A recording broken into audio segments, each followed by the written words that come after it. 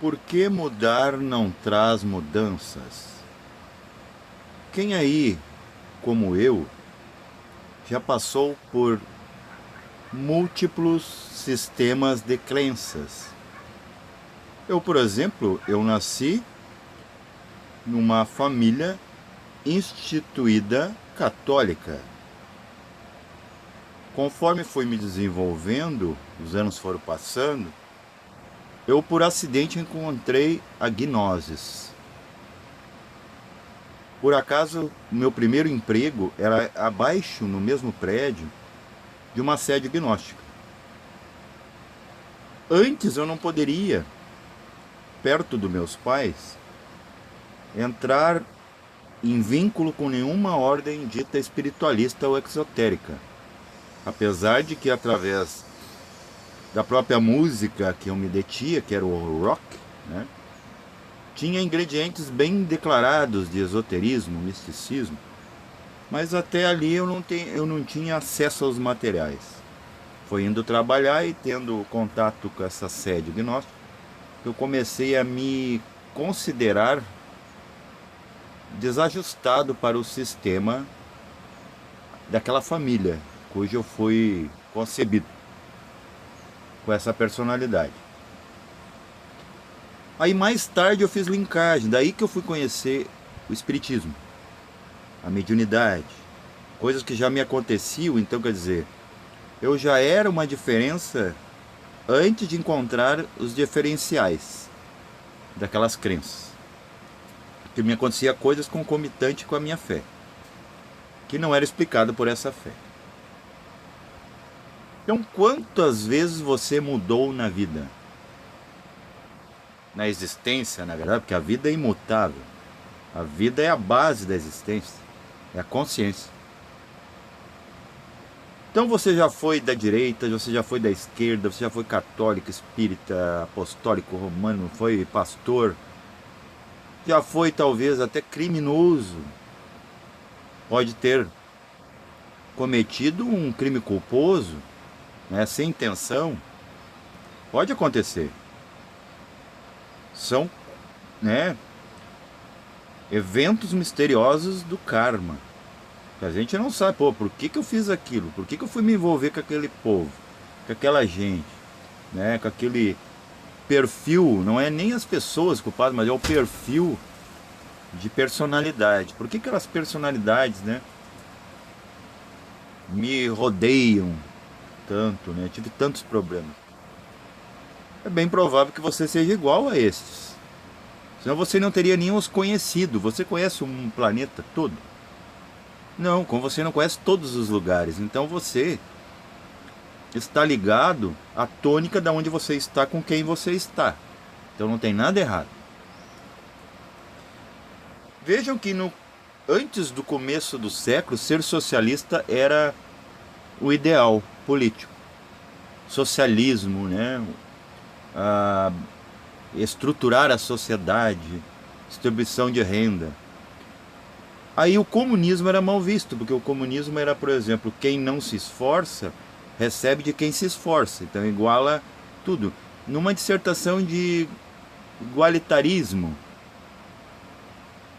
Só que na verdade o comunismo, aqueles do Kremlin, da Rússia, sempre foram separatistas, né? A Rússia dos czares, né? Tudo pela lei da espada. Rolaram muitas cabeças. É, para igualar, né? Todo mundo com o pescoço com o mesmo tamanho. Daí pega um cidadão chamado Adolf Hitler, né, judeu, pega e vai contra uma raça, porque lê um livro, dois livros específicos, Nietzsche e Blavatsky. Só que por acaso, como era moda ser socialista pela sociedade, proletariado, Hitler pega, faz vamos dizer, um travestismo do socialismo e liga com aquele ideal blavatskiano, né, de super-homens. Nietzsche também tinha essa ideologia bem viva em suas obras. Aí passa depois vamos dizer, do arauto da Segunda Guerra, a guerra cai, a Alemanha é derrubada, o socialismo fica mal visto. E agora o comunismo fica como populista, como popular, né? E populista também, né? Porque ele só quer engambelar o povo, né? Dá um osso para cada um, tudo mais, e rouba o resto. Tão perigoso quanto o socialista. Então, quer dizer, você já mudou de lado. Então, se você lembrar suas encarnações, você ia se ver socialista lá, dizendo Sieg Heil por Hitler. Ou um comunista extremista, né? Na época de Mussolini, de Stalin, você estava lá. Só que não é você hoje, é outro você. É uma tentativa de você experimentar. O Ademar Ramos falou certo quando ele disse: nós não matemos Cristo. Claro, nós hoje, essa personalidade não. Mas as nidanas que estão aqui, sim. Pode ter tido lá, entendeu? Participado do ato. Então, se vê, por exemplo, se você visitar cadeias ou pesquisar na internet, isso aí, né, já dizia antes que todo o delitoso, ele quando vai para a cadeia, ele fica um tempo lá pensando, por isso que o criminoso, ele tem medo não da polícia, ele não tem medo da lei, ele tem medo de ficar sozinho, com seus próprios pensamentos. E às vezes seus pensamentos o traem, porque ele veio para ser malzinho e daí ele, de uma hora para outra, assim, estralar de dedos dele, ou estralar de dois neurônios e um tá de férias, todo respeito, né? Ele resolve ser pastor, né? Se converter. Converter a quê? O que ele está convertendo? Está convertendo ele na perspectiva dele, porque ninguém está vendo ele como ele está vendo ele. Essa que é a maia, né? A visão que a gente tem da gente é a pior das maias. Então imagina quando tu quer julgar o outro lá fora, que é outra versão de você, e ainda o mundo onde tudo isso acontece, os universos. Porque você não conhece nem o micro-universo que é você. Então daí o camarada foi lá, matou, ceifou uma família inteira. Ele vai para a cadeia, conhece a palavra de Jesus. Ele pega uma Bíblia na mão e sai de lá numa boa. Venceu tudo, tá limpo com a sociedade, mas ele tá limpo com os familiares daquelas vítimas? Não. Então ele com a falsa sensação de liberdade, ele vai por aí pregando prosélitos, né, que eu tenho poderes, lalabaia, xambaia, né, a língua dos anjos, e começa, né, como pode, né, é tão fácil se iniciar, é só matar alguém, vai pra cadeia e torna pastor. Eu não estou desinstituindo a instituição protestante, mas acontece também nas católicas, né, nas iniciáticas.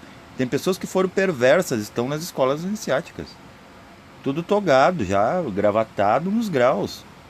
Deu, limpou tudo. Será que limpou? Talvez até você mudou. Podemos até desconfiar que alguma coisa interna deu uma ajustada, uma suavizada. Mas a visão que os outros que ainda estão lá vivendo aquele passado que você participou, entendido? Não mudou muitas vezes, quase nada. Por exemplo, até hoje o povo alemão tem uma má visão, e o povo já é outro. Os povos têm uma visão, né, estranhada do europeu em si, né? Se vê racismo até em Portugal. Portugal deu origem ao Brasil. Teve brasileiros que já acusaram Portugal de ser indiferente, né? Praticamente racista. Não temos provas, mas as provas estão nas pessoas, nas vítimas. Mas não é disso, eu não quero falar de Portugal, nem de, né, eu amo esse povo que nos deu origem. Tenho o sobrenome deles, tenho dos hispânicos também, cometeram um monte de erro, daí fazer o quê? Mas daí é o seguinte, depois vem a lei do karma, aonde? Nas vítimas. As vítimas ainda são vítimas.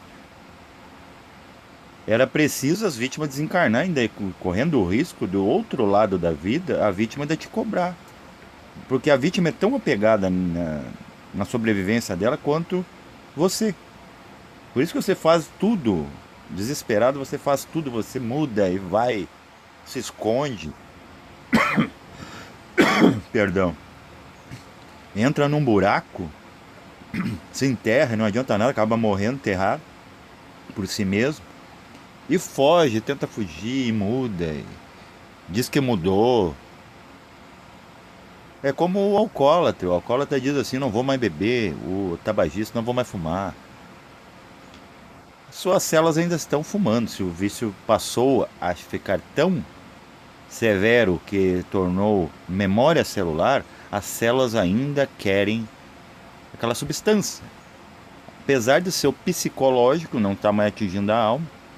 Então, quer dizer, tudo tem uma cobrança, tudo é cobrado, tudo, né? E tudo que é muito dado, mais é cobrado. Então, por exemplo, se tu conseguiu despertar uma consciência depois de um monte de erro, talvez tu vai ter mais problema que se tu tivesse naquele erro. Por isso que dizem: nossa, quanto mais eu rezo, mais assombração me aparece, parece. E é real. E a mesma coisa, o pobre, por exemplo, eu sou pobre, eu deixo o meu portão ali destrancado, não tem nada que impeça de um ladrão entrar aqui. Só que somos tão pobres, o que a gente tem que temer? Agora, se a gente tivesse muitas posses, aí que começa o temor, a insegurança.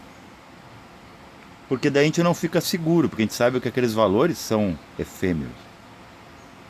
E aqui, como a gente não tem nada, nossos vizinhos aqui são todos mais ou menos no mesmo nível social, a gente está seguro sem tantas seguranças. É preciso mais segurança do que seguranças. Seguranças financeiras. Quanto mais tu tem, mais problema tu tem. Então esses seres que vão e cometem barbáries e tudo mais, depois vem com o prosélito de que mudou, né? Olha, às vezes até mudou para ele, mas para a sociedade não mudou muito. Por isso que as pessoas sempre pegam uma ficha criminal, né? Puxa a ficha corrida de alguém, dependendo do que, tem gente que não vai aceitar mesmo depois da pena ser cumprida. Não vai aceitar aquele ser, porque aquele ser ele é desconfiável, né? Se ele oscilou, né? De um ser que não fazia nada, passou a fazer tudo, de mal para os outros. Às vezes até para si, por exemplo, um suicida, como é que tu vai contratar um ser que já tentou cortar os pulsos, já tentou se pendurar? Quando vê, comete aquele crime dentro do teu estabelecimento, da tua residência, e a lei, que é cega, interpretar que foi você que mandou fazer ou fez, que ceifou aquela vida, né? Fica você de injustamente culpado. Então são pessoas doentes. E só existe doença porque existe pessoas adoecíveis, né? Na verdade não existe doença, existe doentes. Porque é o próprio doente que cria a doença dele. Qualquer uma. Não tem essa, me contagiaram, tá? Mas o outro também é humano e faz parte de uma humanidade que criou aquela egrégora. Que depois, quando desce como chuva, se chama doença. Somatiza. É inevitável. Esse é o livre-arbítrio que nós não temos. Tu pode amenizar. Por exemplo, eu ensinei um irmão que está cometido com a Covid, ó, faça as terapias. Seria caro. Você pagaria R$ 300 mês para você saber o que eu falei em 1 minuto. Né? Então é isso que é a gente poder colaborar, né? Isso que é a mudança real, não querer nada em troca. Mas mesmo aquilo ali não é cura, aquilo ali é o amenizante. É como o profissional de saúde linear, ele vai te dar uma alopatia. E muitas vezes essa alopatia, ela só ameniza, né? É paliativo. Mas é melhor do que ficar doendo para depois sofrer, né? Olha o Buda aí, né? Começa no físico, dor, daí a influência, ó, a troca é de baixo para cima. Dói no físico e tu sofre na alma. Tem gente que tá com dor, não tem a alma jamais, vamos dizer assim, saudável, vai trabalhar com dor. Eu já trabalhei com dor. A dor do outro dia tá no outro, no próximo. E tu vai. Tu tá ainda com dor, só não sofre. Então é muito interessante. Eu tinha um problema com alguém. Uma vez eu tive um problema com um ex-vizinho. Eu já mudei, olha só, mudei um monte de coisa, melhorei e tudo mais. Esse vizinho até hoje considera-me um inimigo dele porque eu discordei dele. A ponto de eu não poder visitar, não poder passar na frente, poder, né? E acontece isso de várias formas. Pessoas, por exemplo, que tomaram alguma coisa de alguém e depois muda. Daí tá, é descoberto ou não é descoberto, pega, muda, vai pra religião, pega a Bíblia, não sei o quê. E quando vê lá, passa pela vítima de quando tu era diferente, mas a situação não mudou. O karma tá sendo. Ele tá valendo. Entendeu? Tá correndo, a conta tá correndo, a mesma coisa. Eu sou uma pessoa boa, vamos dizer que eu devo 5 mil reais pro banco. Aí eu mudei, eu me desapeguei de dinheiro, não quero mais saber de nada. Eu não, eu passo a não dever mais pro banco, esses 5 mil, 10 mil, 15 mil. Não, vai, os juros está correndo ainda. Acontece que às vezes o cara é tão inadimplente, no caso de lojas, comércio, que eles esquecem a dívida, porque eles veem que não vai ter mais retorno. Eu acho que é mais desvantajoso deixar uma conta correndo ali, porque daí acho que o próprio estabelecimento paga para manter aquela conta ali para poder cobrar lá do cara. O cara não tem mais cartão, não tem mais emprego, não vai pagar. Então desiste, né, para desvincular com o banco. Senão o banco fica cobrando, ó, eu cobro de ti para cobrar lá de quem te deve. É um sistema, né, barganha de todos os lados. Então, não adianta, você muda e você vê que não muda muita coisa. Você já viu que você não mudou quase nada? Por exemplo, você saiu da igreja católica, entrou no misticismo, na espírita, aí eu vou ser mais livre pensador. Eu vou pegar e vou fazer a minha própria casa, e vai lá para os irmãos, né, da afro-brasileira, vai para o xamanismo. Muito legal, você pode ir para onde você quiser. Mas eu vou dizer uma coisa para você, porque eu passei por tudo isso. E eu vejo que as pessoas são assim. Eu estou fazendo comparações, né? Para isso que serve a mente, peso e medida. Você hoje, eu encontrei o ideal, a crença ideal, a minha casa, todo mundo é irmão, fraterno, não sei o quê, né? Aquele sistema novo de crença. Se mexerem com a tua crença, se mexerem com, né? E acontece comigo. Vocês vê, por exemplo, eu defendendo viagem astral, porque alguém lá falou. Então quer dizer, não me mudou o fazer a viagem astral, porque quando eu tiver que fazer o meu Procon, eu vou fazer. Agora, o que mudou no essencial? Nada. Talvez a minha mônada é assim, ligada agora ao fogo, nessa nova personalidade. Ela veio para, vamos dar um puxão de orelha nesse que vem deturpando o conhecimento, uma coisa tão simples, humana, natural. Mas tem também aqueles que se revoltam, às vezes eu passo por isso, de me revoltar e vontade assim pegar, me defrontar com essas pessoas. O que tu tá fazendo? Esse dia me perguntaram o que eu tava fazendo, falando de alguém que tava fazendo. Não, mas eu queria falar com essa pessoa, que daí assim eles teriam jus de me chamar de agressivo, de agressor, que eu ia usar do verbo, não, né, da espada. Porque a língua também é uma lâmina, dependendo, né? Às vezes ela corta e assim, para cortar em liames mesmo, né? Ou ela pode ferir. Às vezes ela liberta, às vezes aprisiona. Principalmente quando ela fica dentro da boca e não fala. E aí fica engolindo sapo, também não adiantaria nada. Então não muda muita coisa, entendido? Sempre vai acontecer, por exemplo, você age de certa forma como uma contraparte, né? Desde pequeno aí vem aquele atavismo da família, do machismo ou do feminismo. Sempre a próxima pessoa que você vai se envolver, deu problema com as antigas, vai dar sempre o mesmo problema. Essa é a lei da recorrência que a gnose fala. Hoje eu não posso me dizer que eu sou gnóstico, mas é uma coisa que procede. Eu vi em todos os meus relacionamentos a mesma coisa e algo me leva a me comportar daquela forma e aquela pessoa sempre se comporta com a mesma forma que a outra pessoa se comportava. Pô, mas eu mudei. Por exemplo, o meu último relacionamento foi muito suave. Passei pelas mesmas coisas. Me sacrifiquei, faz parte, né? Tentei até ajudar uma filha que não era minha. Mudou alguma coisa? Não mudou nada. Eu tive mais perseguição ainda. Por quê? Porque não era para ser aquilo. A iniciação é essa, vamos dizer, essa coragem, esse sacrifício de tu querer mudar uma coisa que já está programada. É tu querer ser mais, até as últimas gotas de sangue real, né? Do seu sangue real, porque todo sangue é real. Sim, ele é real mesmo. Ele, quando cai, cai. Quando abre a ferida, dói pra chuchu. E é vermelho, todos. Então é incrível. Se você derramou sangue, vai ser derrubado sangue. Se você agrediu, vai ser agredido. Se você falou alguma coisa inapropriada, alguém vai te falar uma coisa inapropriada. Vai te perseguir coisas, sabe, coisas inocentes.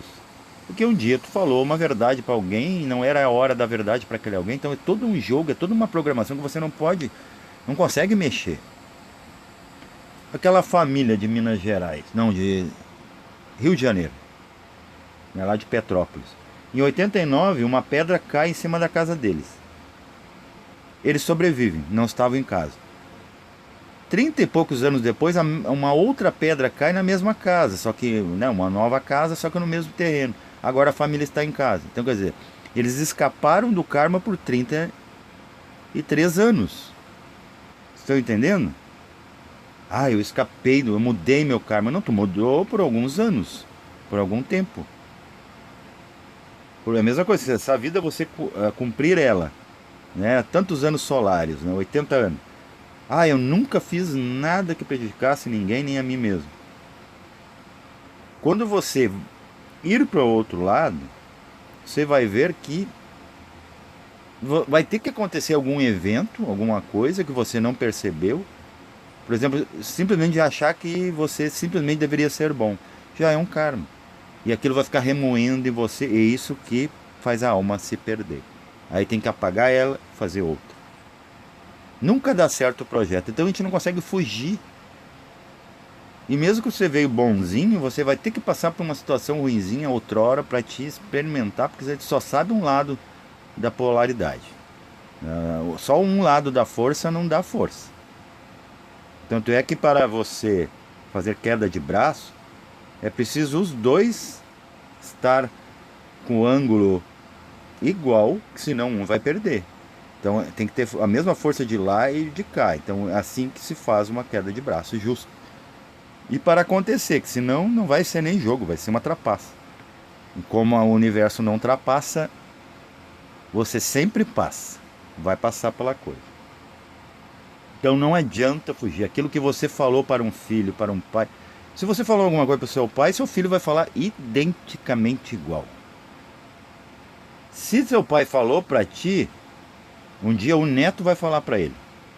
É um sistema de troca lindo, maravilhoso, porque tu não consegue fugir de ti mesmo. Pode fugir dos outros, pode fugir do que tu quiser, mas tu não tem como fugir do teu registro, porque tu mesmo se lembra de ti mesmo. Por exemplo, uma vez um monge budista foi falar com o mestre. Mestre,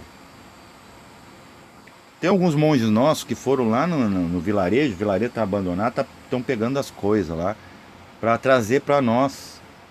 Aí o mestre disse, não, mas vá também. Aí aquele súdito pega e diz assim, mestre, eu não vou, porque tem gente me vendo. Eu falo, capaz, o vilarejo está abandonado, vá lá, vá lá. Claro que o mestre estava testando. Não, mestre, eu não posso ir lá pegar nada, sabe por quê? Porque eu mesmo estou me vendo. Nesse momento, esse adepto virou um mestre, e o mestre virou o adepto. Ou se nivelaram os dois no mestrado, porque é exatamente o que o mestre queria ouvir. Todos os outros não estavam né? Os outros estavam com interesse próprio. Então, quer dizer, essa é a parte de um livre-arbítrio quase condicional, só condicional, né? Porque tem condições de tu suprir teu corpo. Eles estavam com fome. É uma liberdade que tu tem. Eu não vou pensar conscientemente. Mas o outro, com a pouco da liberdade dele, ele pegou, não, mas eu estou me assistindo. A partir de agora ele tem o livre-arbítrio. Agora sim ele encontrou aquele nível que daí ali que escolhe tudo. Os outros não podiam escolher, tanto é que chegaram lá e levaram uma coça de relhos e chicotadas, que tinha alguns lá que permaneceram lá, que ainda eram donos daquelas posses. Vieram tudo lanhado. Esse que teve consciência teve o poder de real livre-arbítrio. Só de ter uma conscientização ele escolheu: não vou ir, né? Não vou ir, eu vou comer o que tiver aqui. Me basta. Isso é livre-arbítrio. Tu saber teus limites e tu te bastar. E se tu tá bem com tudo, com paz com tudo, daí não vai importar se depois o karma vai te pegar, castigo de Deus, que a igreja fala, essas coisas, não importa mais. Desde que tu esteja, a tua respiração está de acordo com o universo. Tá bom, pessoal? Acho que é isso que eu poderia falar. Isso é um vídeo breve. Que não adianta, entendeu? Ficar coando pra lua, né? Uivando pra lua não vai adiantar nada, porque a lua não vai sair de lá. Paz reverencial a todos.